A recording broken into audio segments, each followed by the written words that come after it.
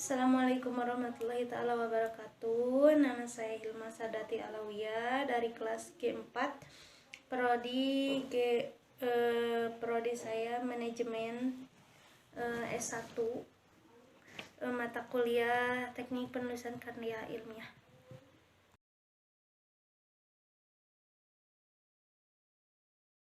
Teknik Penulisan Karya Ilmiah.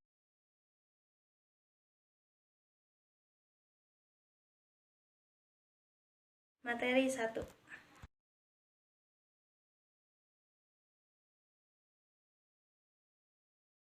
Pengertian karya ilmiah menurut para ahli.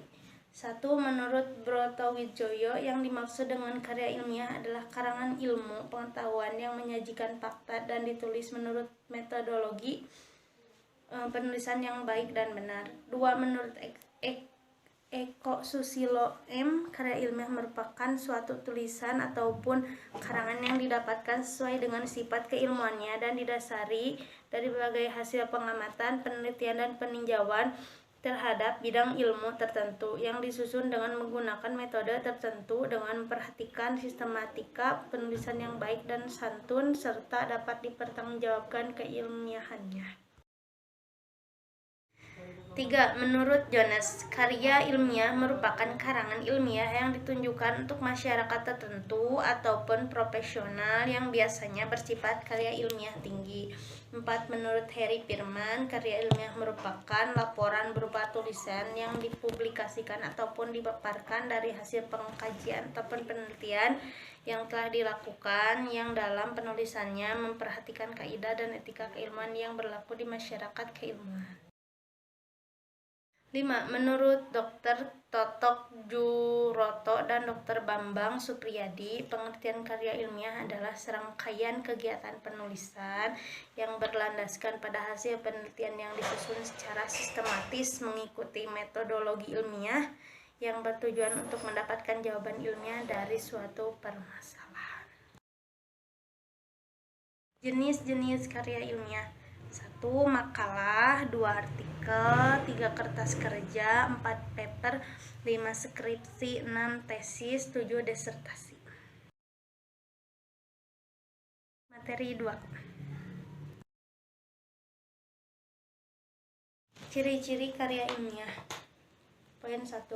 Karya ilmiah menyajikan fakta-fakta yang dapat dipertanggungjawabkan. Poin 2. Karya ilmiah disajikan dengan menggunakan bahasa baku. Poin 3. Karya ilmiah ditulis secara jujur dan akurat. Poin 4. Karya ilmiah disusun secara sistematis, konseptual, dan prosedural. Poin 6. Penyimpulan karya ilmiah dilakukan berdasarkan fakta-fakta. Teknik penulisan karya ilmiah. Telah disebutkan sebelumnya bahwa penulisan karya ilmiah tidaklah sembarangan. Pada umumnya, karya ilmiah ditulis dengan menggunakan jenis dan ukuran kertas tertentu. Adapun jenis dan ukuran kertas yang digunakan dalam penulisan karya ilmiah ada kertas HPS berukuran A4 80 gram. Pengertian karya ilmiah hanya pada satu sisi kertas atau tidak diketik bolak-balik. Sementara itu, jenis dan ukuran huruf yang digunakan dalam karya ilmiah ada jenis huruf Times New Roman dengan ukuran 12. Dalam menulis karya ilmiah terdapat beberapa teknik penulisan yang perlu dipahami dan diterapkan, yaitu 1. Spasi atau jarak baris penulisan, 2. Ukuran margin atau batas tepi, 3. Penomoran halaman, 4. Bahasa dan penggunaan istilah, 5. Bentuk kalimat, 6. Penulisan kata pengantar, 7. Penulisan abstrak, 8. Penulisan daftar isi.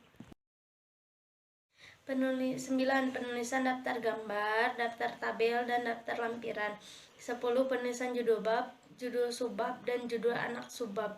11. Penulisan paragraf, 12. Penulisan naskah atau teks, 13. Penulisan permulaan kalimat, 14. Penulisan bilangan, 15. Penulisan nama, gambar, dan nama tabel, 16. Penulisan kutipan dan sumber kutipan, 17. Penulisan daftar pustaka. Materi 3. Hal-hal yang perlu diperhatikan dalam menulis karya ilmiah. Poin 1, memilih topik penelitian. Poin 2, menentukan objek kajian. Poin 3, mengumpulkan bahan. Poin 4, melakukan survei lapangan. Poin 5, membuat hipotesis. Poin 6, melakukan penelitian berdasarkan metode yang direncanakan. Poin 7, mengumpulkan data hasil penelitian. Poin 8, menganalisis dan menginterpretasi data penelitian. Poin 9, merumuskan kesimpulan. Selanjutnya, setelah melakukan serangkaian tahapan penelitian di atas, Anda bisa menyusun laporan penelitian yang disebut juga dengan karya ilmiah. Materi 4. Jenis-jenis karangan. Karangan adalah karya tulis hasil dari kegiatan seseorang untuk mengungkapkan gagasan dan menyampaikannya melalui bahasa tulis kepada pembaca untuk dipahami. Berbagai bentuk jenis karangan diantaranya. Poin 1, karangan narasi. Poin 2, karangan deskripsi. Poin 3, karangan argumentasi. Poin 4, karangan eksposisi. 1. Karangan ilmiah.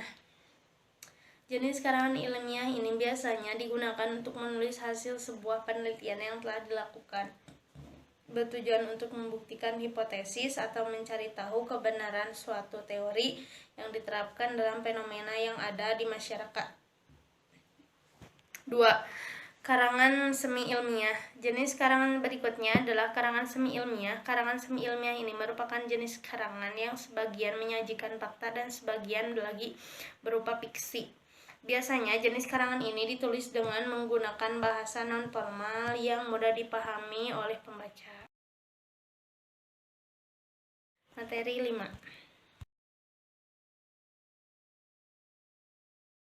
Contoh karya tulis sederhana.